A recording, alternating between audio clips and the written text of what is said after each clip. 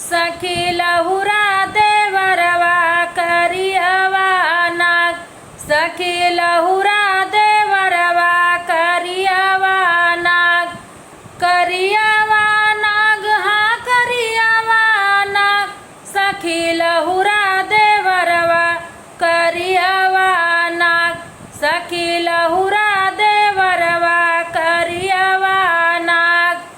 पूड़ी कचौड़ी का जेवना बनाए।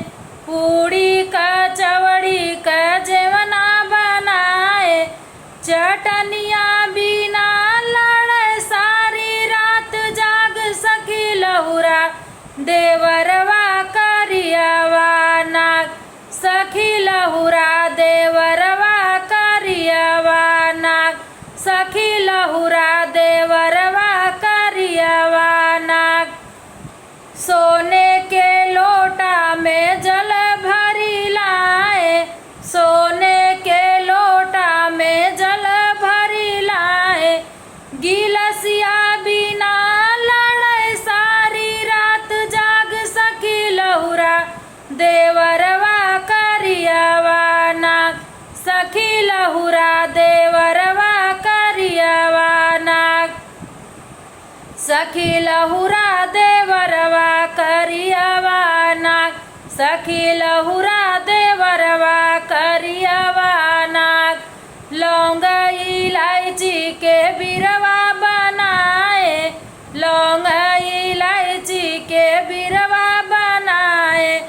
सोपरिया बिना लड़े सारी रात जाग। सखी लहुरा देवरवा करियवा नाग। सखी लहुरा देवरवा करियवा नाग। सखी लहुरा देवरवा करियवा नाग। सखी लहुरा देवरवा करियवा नाग। लाली पलंग तो सख्त किया लगाए।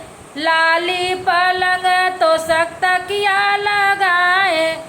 मेहरिया बिना लड़े सारी रात जाग। सखी लहुरा देवरवा करियवा नाग। सखी लहुरा देवरवा करियवा नाग। सखी लहुरा देवरवा करियवा नाग। सखी लहुरा देवरवा करियवा नाग।